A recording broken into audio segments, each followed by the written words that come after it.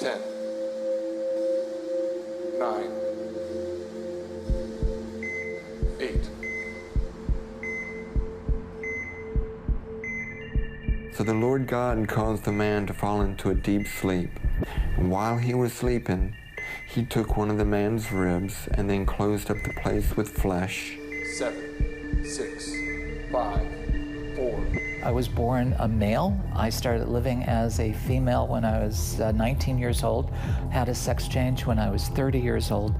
I've now been living as a woman for 28 years, and I fully regret this. Nobody can change genders. It's impossible. It's delusional. It's a mental illness.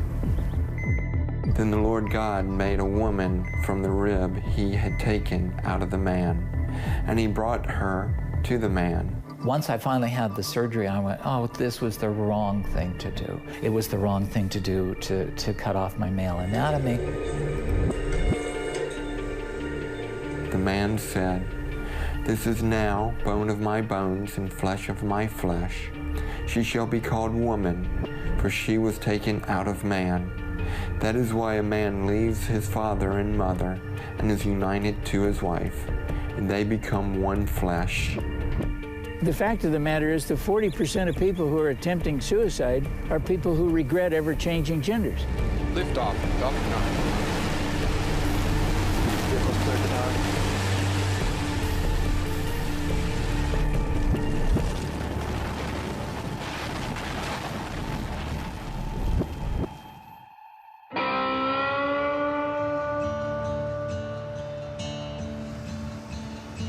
I set my alarm for right there around 4 o'clock to get up, but usually I wake up beforehand. It's as though God just wakes me up. I read the Bible, and then I pray, and then I try to be still and listen for His voice, His guidance. Hi, my name is Billy Burley. I'm living here in Lompoc in this house, and I used to work for NASA. Y'all come on in and let me show y'all around the house a little bit. So the weather over here in Lompoc is exceptional. We don't have air conditioning over here, and so we keep the doors and windows open for a good bit throughout the year.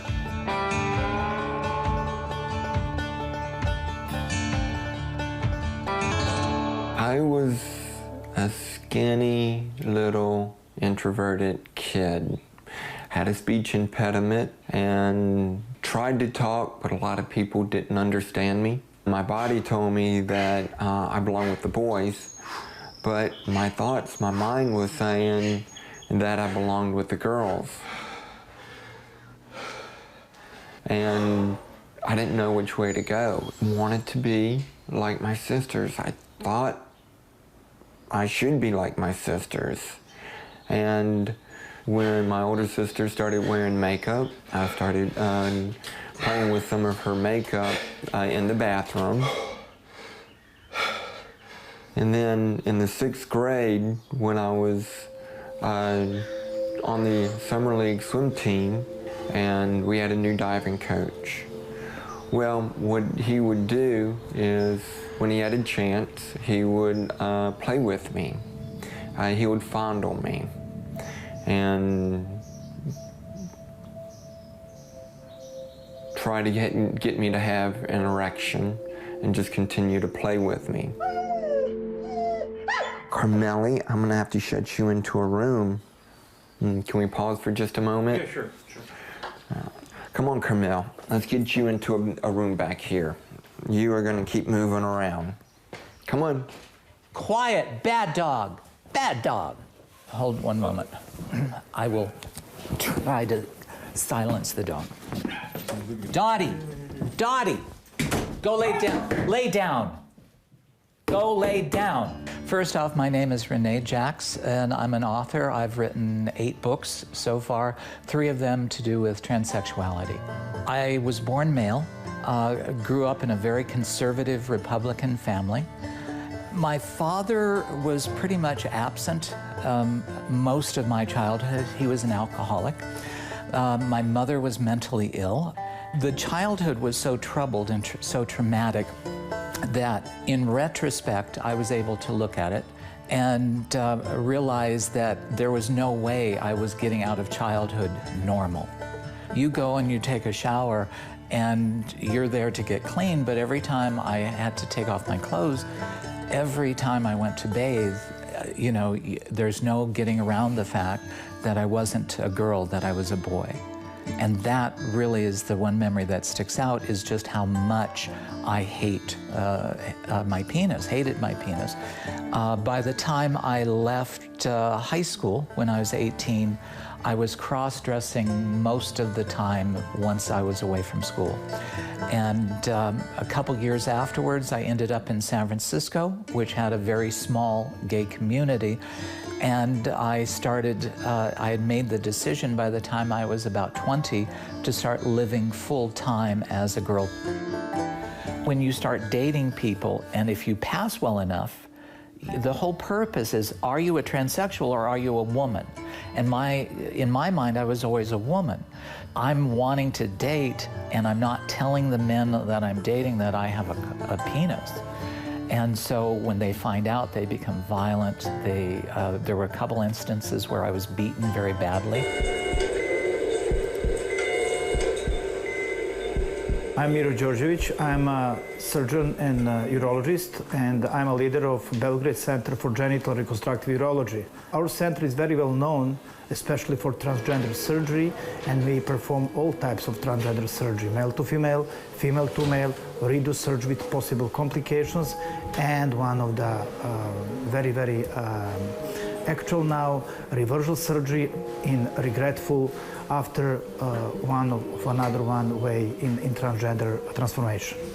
We try always to make a genitalia to be first very functional and then to be more acceptable in aesthetical view. If we discuss about male to female, our results are much better. Why? Because in one surgery we create a completely normal female genitalia, and these persons usually can have a sexual intercourse, can enjoy in sexual activity, according to our experience, more than 90%. Transgender surgery starts to be very popular for both persons and doctors, and you can find too many jokes on this field. Oh, I'm going to make my genitalia to be different like now, and I will be a very nice lady, or I will be a very strong man, or something like this. And after that, after some event like alcohol or drug abuse or something like this, you're awake from anesthesia with the new genitalia. The main milestone was finding a doctor who would give me the hormones. If I get the hormones, female cross-sex hormones, my life will be perfect.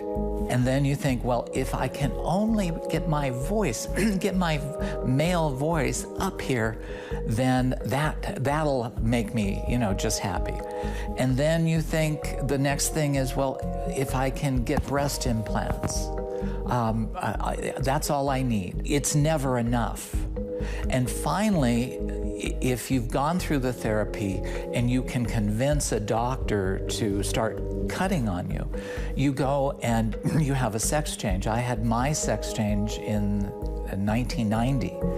And in the back of my mind, I thought it might be like all the other stuff I had done, but I was hoping, just hoping, that that would make me feel complete.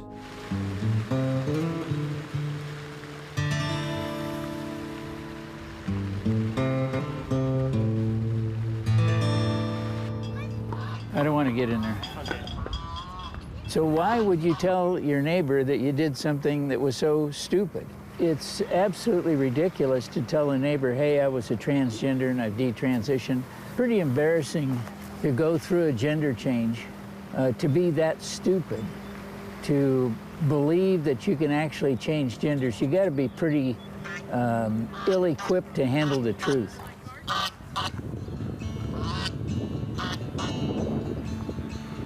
I was born in Los Angeles to a good family, good people. I was taken to my grandmother's house quite frequently as my parents liked to go away on the weekend. They liked to camp and fish. I somehow became interested at my grandma's house in cross-dressing, and I had mentioned something to her about that. So she decided to make me a purple dress and allow me to put it on and wear the dress. I finally got so interested and excited about wearing the dress that I got tired of waiting till I was going to go to Grandma's house to secretly cross-dress. So I snuck the dress home. Well, my mom found the dress. And so then Dad got upset. I was never allowed to go to Grandma's house again. The first step was I changed my name secretly when I was about 13 years old to Crystal. Probably in my late 20s, I started to talk to doctors about hormone therapy, and I began to take hormone therapy. 35 years ago, there wasn't much information, and we concluded that based on everything that was available at the time, that undergoing hormone therapy, further hormone therapy, and gender reassignment surgery would be the answer to resolve this, quote, gender identity disorder. That's when in April of 1983, I underwent the gender reassignment surgery by Dr. Biber in Trinidad, Colorado. It was amazing. I felt like the world had been lifted from my shoulders, and it was all really wonderful. The only thing I don't know is, was it all the medication from 5 hours of surgery that made me feel this way, or was it because I'd gone through the surgery? Because you're pretty heavily medicated. My female name at the time was Laura Jensen.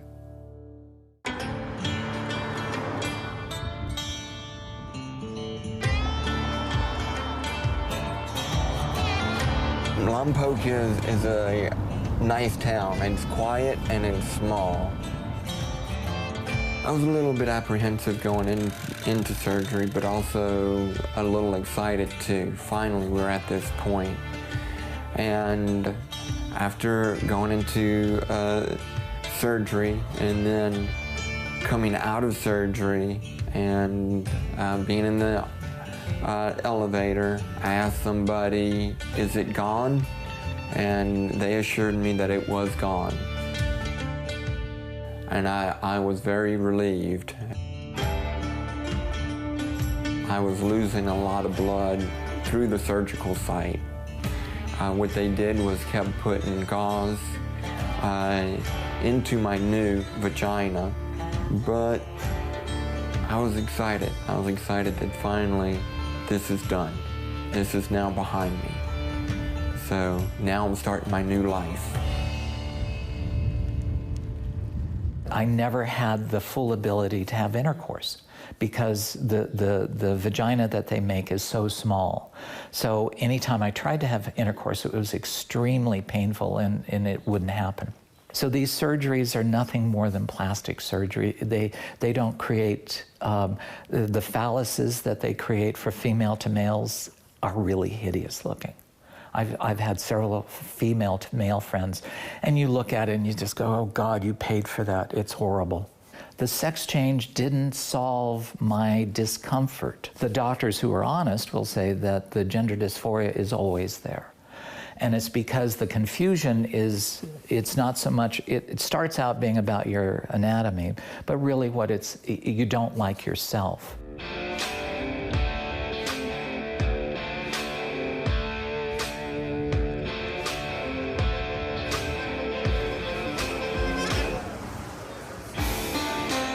Being a freak in society, being, I call it in my book, a social pariah, is not the way you want to live. The isolation drives you to despair. And so, yeah, suicide is a big, big thing. Maybe you can remember exact day when you thought about committing suicide, and how did you stop yourself? Yesterday, I don't know. The first time was right before the surgery in 1990. And the only thing that kept me from doing it, quite honest, is I'm a coward at heart.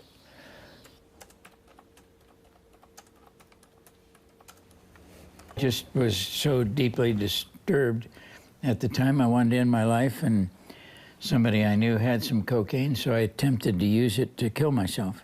And it obviously didn't work, but my heart was pounding so hard after I took it that I thought it was going to come out of my chest.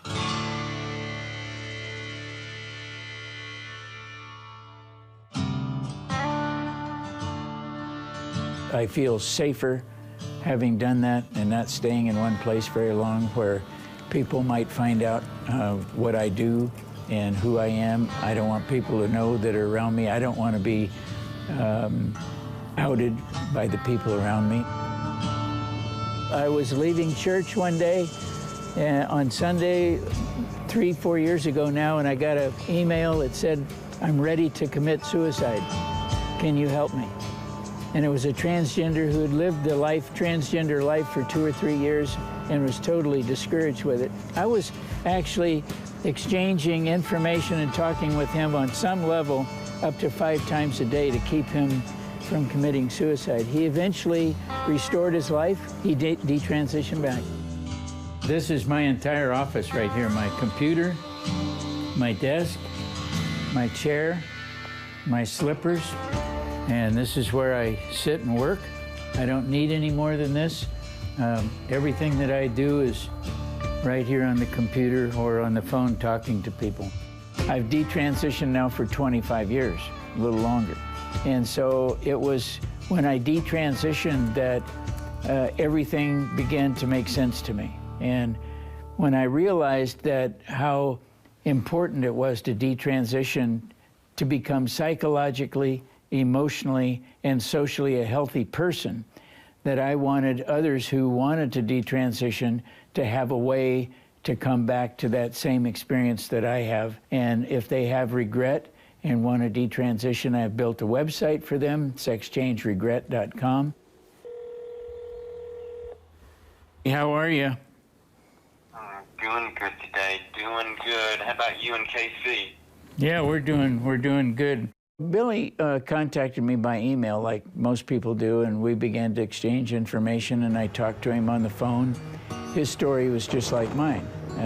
He was sexually abused. I was sexually abused, and that was kind of the trigger point of changing genders. Come on, kids.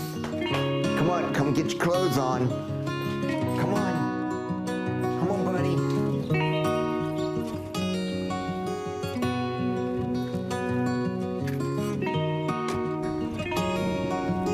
7 years after transitioning to a woman, I started thinking, okay, I've been doing this for 7 years now. My problems should have gone away by now, but they hadn't.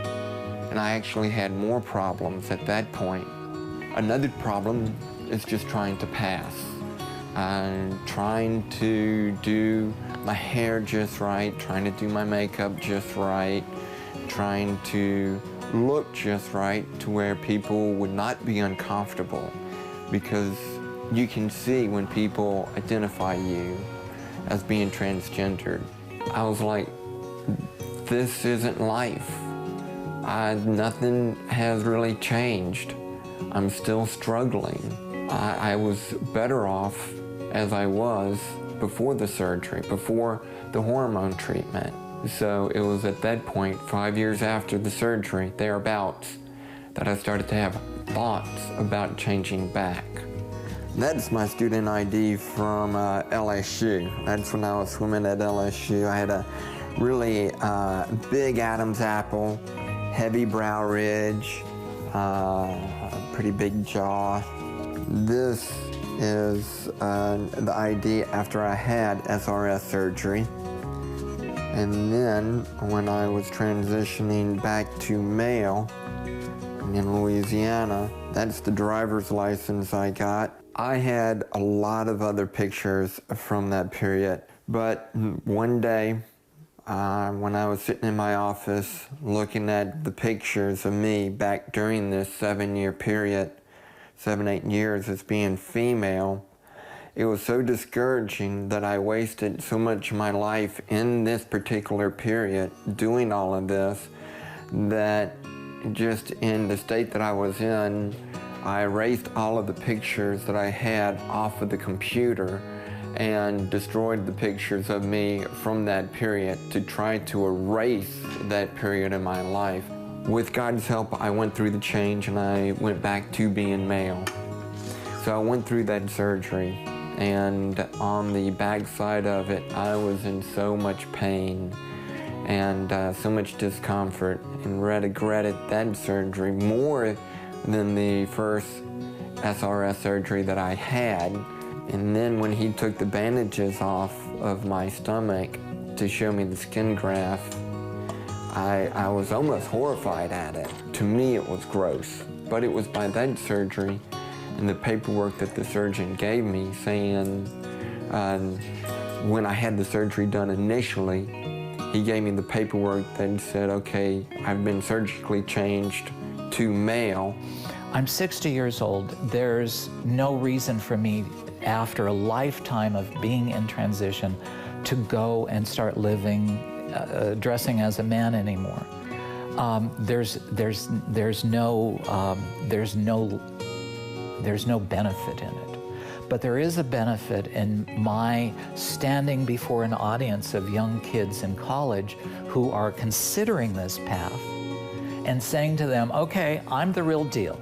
I started living as a woman when I was 20. I've lived 40 years of my life. I've had breast augmentation. I've had genital surgery. I've had 40 years of hormones. All of it has not made my life any better. It's never solved the problem. You break your left leg. You go into a doctor's office, and under the transsexual rule of medical treatment, they say, this is your new normal and we're gonna break your right leg too.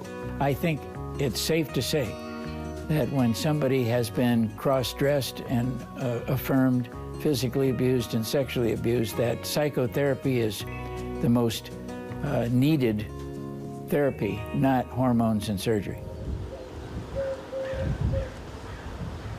When I met Rachel, I was already legally a man again.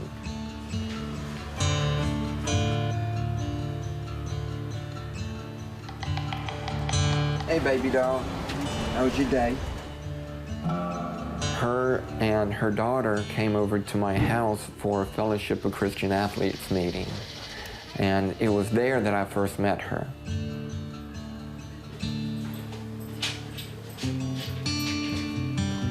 And that was in 2010. And from there, I invited her for a coffee. And I didn't know what that meant. So I asked one of my classmates, what does that mean? One of my younger classmates. So she said, well, that's a safe way for asking for a date or trying to meet up with somebody. I shared with her my past and what had happened and how I was. And at that time, she said, okay, let's be friends. We shared the same interests, like what I was saying. We both like doing, especially swimming, but triathlons, we liked hiking. I don't know, I know he will say he remembers one time we went on a hike and we sat down for a rest and on a bench, and I kind of sat close to him and put my head on his shoulder. And it was at that point I knew our relationship was changing, and that it was okay for me to start pursuing Rachel in a romantic way, and I did. Excellent. You're good. The intimacy between Rachel and me, with me being surgically altered, I cannot come to an orgasm. So Rachel and I, we enjoy intimacy. Oh, isn't that wonderful, fresh air? Fresh air is good. It is beautiful, and I'm praying for a little bit more rain, because if you notice up here, the green is starting to turn back to brown. He asked me pretty soon, after a few months, if I'd marry him. And I think I thought about it for not too long, maybe a week or two, and responded yes. My older daughter said it probably best is they wanted me to be happy.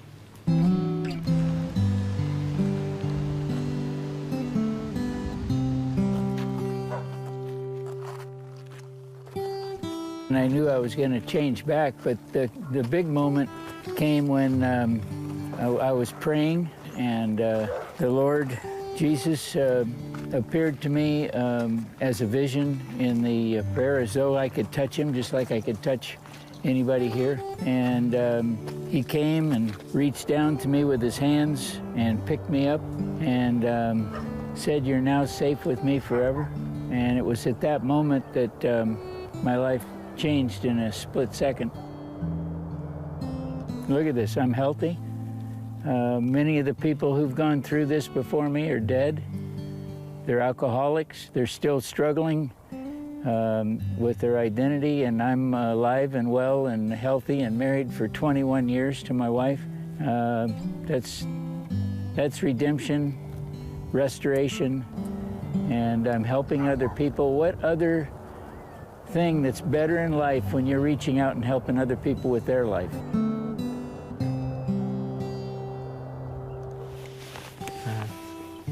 To you, babe. Oh, I love you. I love you.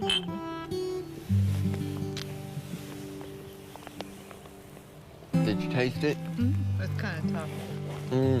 It is. But it's still pretty. It's still pretty tasty. I am so happy I am the way I am now. Even though I have problems, I have a choice to let my problems burden me, or to look up, to see each day as a beautiful day, and just to enjoy life.